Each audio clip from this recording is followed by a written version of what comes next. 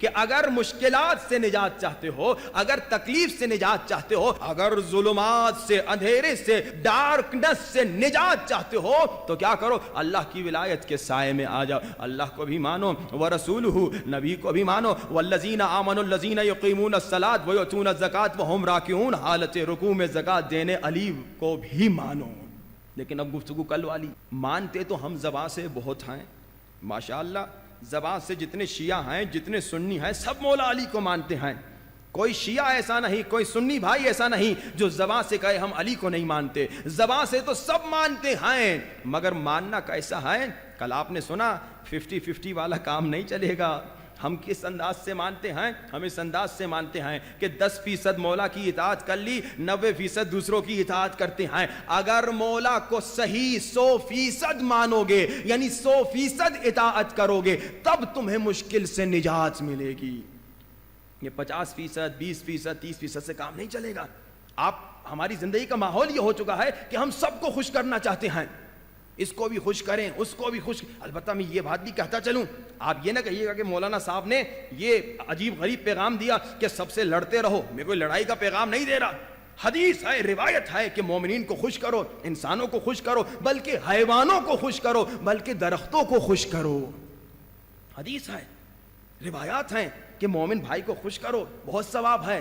اسی طرح اپنے مسلمان بھائی کو اگر مشکل میں ہے تو اس کو خوش کرو، مشکل سے نکالو۔ اسی طرح کوئی حیوان ہے، اسے بھوک لگ رہی ہے، اسے کھانا دو، اسے خوش کرو۔ اسی طرح کوئی درخت ہے، اسے پانی دو، اسے خوش کرو، سب کو خوش کرو۔ اور بلکہ روایات میں ہے کہ مرد اپنی بیوی کو خوش کرو۔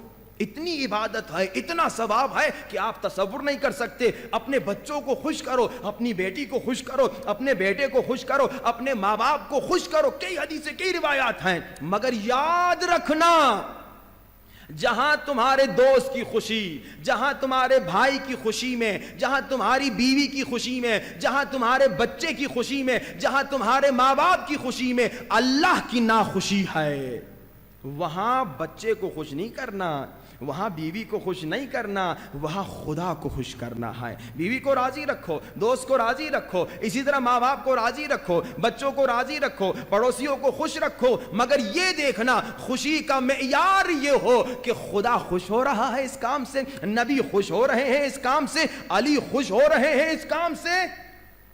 مگر ہمارا کیا حال ہے؟ ہم یہ نہیں دیکھتے کہ اللہ خوش ہو رہا ہے یا نہیں، بیوی خوش ہو رہی ہے چاہے وہ حرام کام کہہ رہی ہے مان لیتے ہیں، بچہ خوش ہو رہا ہے چاہے وہ رشوت لینے کے لیے ہمیں مجبور کر رہا ہے مگر ہم مان لیتے ہیں، دوست خوش ہو رہا ہے چاہے اس دوست کی خوشی میں نماز قضا ہو رہی ہے اس کو خوش کر لیتے ہیں، مان لیتے ہیں، اللہ کو ناراض کرتے ہیں۔ بالکل خوش کیجئے دوست کو، اس میں کوئی شک نہیں، بالکل رشتہ داروں کو، پڑوسیوں کو خوش کیجئے، بلکہ جیسے میں نے کہا بہت ثواب ہے، بیوی بچوں کو خوش کرنے کا تو بہت زیادہ ثواب ہے، مگر یاد رکھیے پہلا معیار یہ ہو جب ان کی خوشی اور اللہ نبی علی کی خوشی ٹکرا رہی ہے تو میں نے اللہ نبی علی کی خوشی کو خوش رکھنا ہے، نہ یہ کہ اپنی بیوی بچوں کی خاطر اللہ نبی علی کو ناراض کروں۔ میں نے پہلے اللہ کو خوش کرنا ہے، پہلے نبی کو خوش کرنا، پہلے علی کو خوش کرنا۔ اچھا، اور دوسری بات آپ کو بتاؤں، جب آپ اللہ نبی علی کو خوش کریں گے نا، ان کی خوشی کی وجہ سے آپ کی بیوی بچوں کے ساتھ زندگی بھی خوش ہو جائے گی، کیونکہ نہ اللہ کہتا ہے بیوی سے لڑو، نہ نبی کہتا ہے بیوی پر سختی کرو، نہ مولا علی کہتے ہیں کہ بیوی کے ساتھ اچھا نہ چلو، بلکہ اللہ بھی کہہ رہا ہے بیوی سے پیار کرو، نبی بھی کہہ رہا ہے بیوی سے پیار کرو، علی مولا بھی کہہ رہے ہیں کہ بیوی کی خدمت کرو۔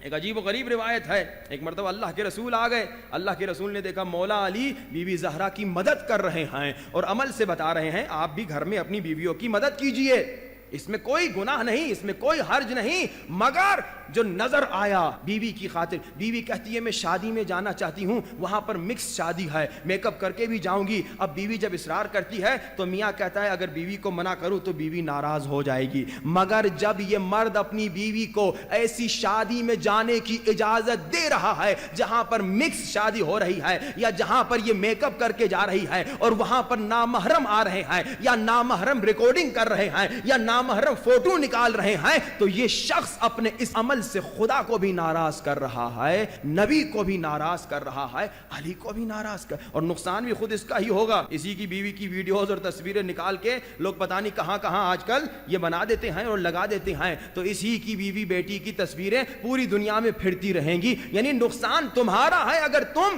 علی کی اطاعت نہیں کرو گے, لیکن اگر تم علی کی اطاعت کرو. علی مولا نے کہا غیرت مند مرد جو ہے کبھی اپنی بیوی کو, اپنی بیٹی کو نامحرم کے سامنے جانے کی اجازت نہیں دیتا, ایسی جگہ پر نہیں بھیجتا جہاں گناہ ہے, میک اپ کر کے باہر نکلنے کی اجازت نہیں دیتا.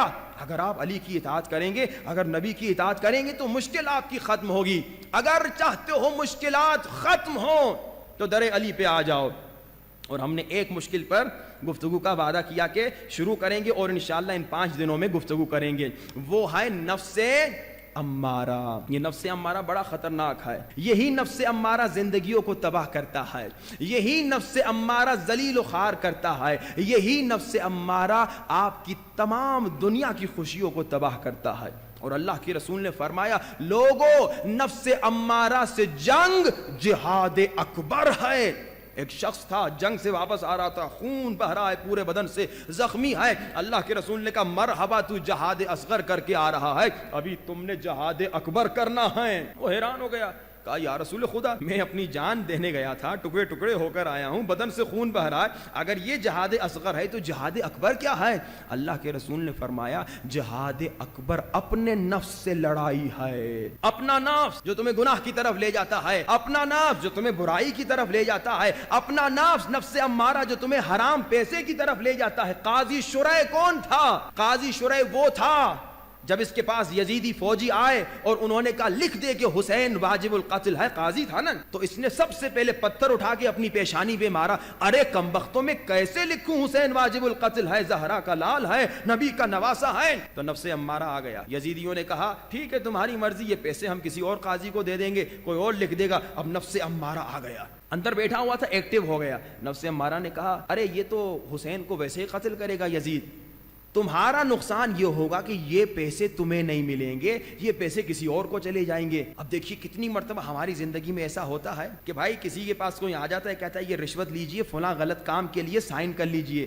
تو وہ بیچارہ شخص یہی سوچتا ہے نا کہ بھائی سائن میں نہ کروں تو یہ کسی نہ کسی طریقے سے یہ کام تو کروا لے گا, میرا نقصان یہ ہوگا کہ یہ پیسے میرے جیب میں نہیں آئیں گے. یہ نفس امارہ ہے. لیکن اے انسان روح کی آواز آتی ہے. قاضی شرح کی روح نے کہا ارے قاضی شرح ایک سگنیچر کی وجہ سے چاہے تمہیں 10 کروڑ مل جائیں مگر یہ 10 کروڑ دنیا میں رہ جائیں گے, آخر تو نے مرنا ہے. اگر تو نے لکھ دیا حسین واجب القتل ہے, کل رسول کو کیا منہ دکھاؤ گے؟ مگر یہ نفس کی بات سن گیا, تباہی کی طرف گیا. ظاہراً پیسے ملے, ظاہراً لگژری لائف ملی, ظاہراً بڑا گھر ملا, ظاہراً بڑی چیزیں ملی, مگر کتنے سال کے لیے؟ ہم اور آپ کتنے سال رہیں گے؟ 5 سال اور 10 سال اور 30 سال اور بھائی کتنے سال؟ 50 سال اور زیادہ سے زیادہ عمریں کتنی ہیں؟ 100 سال. 60-70 سال کے بعد تو بندہ خدا چلنے میں بھی بیچارے کو تکلیف ہوتی ہے, اس کا اور اس کا محتاج ہوتا ہے. یعنی یہ دنیا کی 60-70 سال زندگی کی خاطر ہم آ کے ایسا کام کر لیتے ہیں, نعوذ باللہ کوئی رشوت لیتا ہے,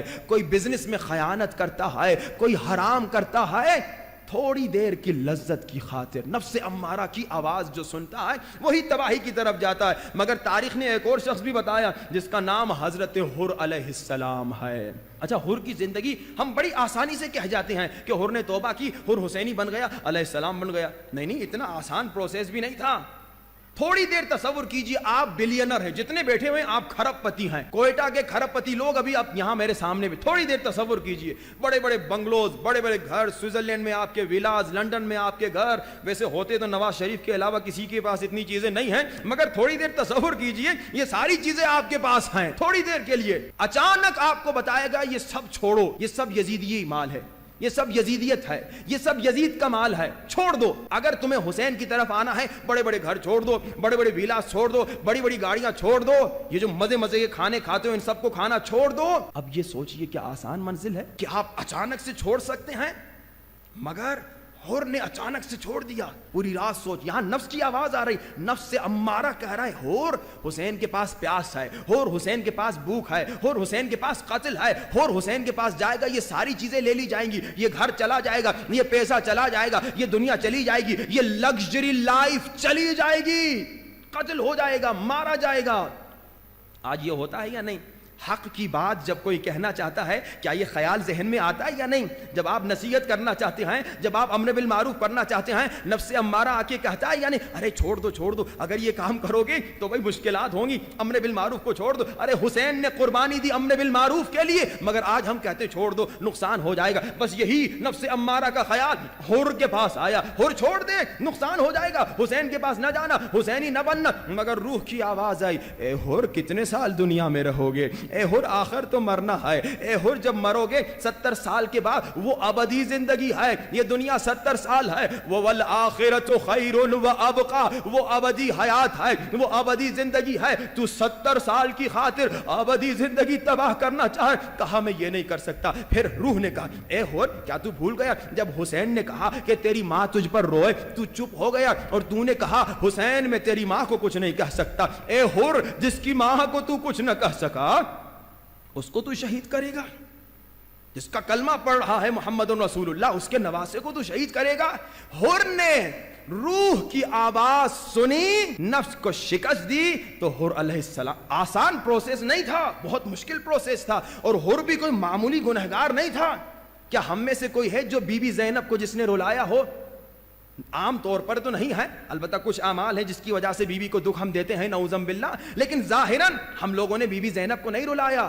حور وہ تھا جس نے جب راستہ روکا تو بیویوں نے گریہ کیا. اچھا یہ بتائیں کیا ہم میں کوئی ہے جو بی بی سکینہ کی یتیمی کا سبب ہو؟ ہرگز نہیں. مگر حور نے راستہ روکا, مولا نے کہا ہمیں جانے دو, حور نے راستہ روکا, سکینہ کی یتیمی کا سبب ہے حور, اتنا بڑا گنہگار. مگر جب اس نے نفس کو شکست دی, اتنا عظیم بن گیا, اتنا عظیم بن گیا کہ علیہ السلام بن گیا. نہ صرف یہ بلکہ یہ معجزہ سنیے, حضرت حور کا معجزہ, حضرت حور علیہ السلام کا معجزہ. ایک عالم دین کہتے ہیں دیکھیے کتنی طاقت ملتی ہے انسان کو, یہ آپ کو بھی مل سکتی ہے جب انسان نفس کو شکست دے. ابھی آپ نے سنا قاضی شرح ذلیل ہو گیا, عمر ابن سعد ریاست طلبی کی خاطر, نفس کی اطاعت کی خاطر ذلیل ہو گیا, شمر پیسے کی لالچ کی خاطر ذلیل ہو گیا. یہ سب وہ تھے جنہوں نے نفس کی بات سنی, مگر حور وہ تھا جس نے نفس کو شکست دی. اللہ نے کیا مقام دیا. ایک عالم دین کہتے ہیں میں بہت بیمار تھا, میرے دوستوں نے کہا ہم تمہیں حضرت حور کے حرم میں چھوڑتے ہیں, ہم تمہیں حضرت حور کے حرم میں چھوڑتے ہیں. یہ عالم کہتے ہیں میں اکیلا تھا, کوئی نہیں تھا حضرت حور کے حرم میں. تھوڑی دیر گزری, میں نے دیکھا ایک خاتون آئی, ایک مومنہ خاتون چادر میں, اس کے ساتھ ایک چھوٹی سی بچی گود میں تھی جو فالج تھا, بچی کو پیرالائز بچی تھی. یہ خاتون آتی ہے, مومنہ حضرت حور کی زری کی طرف دیکھیے انسان جب نفس کو شکست دے اللہ کتنی طاقت دیتا ہے اسے. یہ مومنہ آئی حضرت حور کی زری کے سامنے, اور اس مومنہ نے 3 مرتبہ ایک جملہ کہا. کیا کہا؟ یا کاشف الکرب عن وجہ الحسین اکشف کربی بحق مولاک الحسین, یا کاشف الکرب عن وجہ الحسین اکشف کربی بحق مولاک الحسین, یا کاشف الکرب عن وجہ الحسین اکشف کربی بحق مولاک الحسین. کیا مطلب کہ اے حسین کو خوش کرنے والے. جب حور نے توبہ کی, جب حور نے نفس کو شکست دی, حسین خوش ہو گئے. جب ہم بھی توبہ کرتے ہیں حسین خوش ہوتے ہیں. آئیے مولا حسین کو خوش کریں. اے حسین کو خوش کرنے والے حور, تجھے تیرے مولا حسین کا واسطہ میری بچی کو بھی شفا دے, مجھے بھی خوش کر دے. صرف 3 مرتبہ اس مومنہ نے یہ جملہ کہا. یہ عالم دین کہتے ہیں یہاں میں نے دیکھا بچی گود سے کودی, فالج تھا بچی کو, پیرالائز تھی, اور چلنے لگی. عالم دین کہتے ہیں مجھے بھی ہمت ہوئی, میں بھی آگے گیا, میں نے بھی کہا یا کاشف الکرب عن وجہ الحسین اکشف کربی بحق مولاک الحسین. اے حسین کو خوش کرنے والے مجھے بھی خوش کر دے, مجھے بھی شفا دے دے. یہ عالم کہتے ہیں میں نے بھی 3 مرتبہ یہ جملہ کہا, حضرت حور نے مجھے شفا دے دی.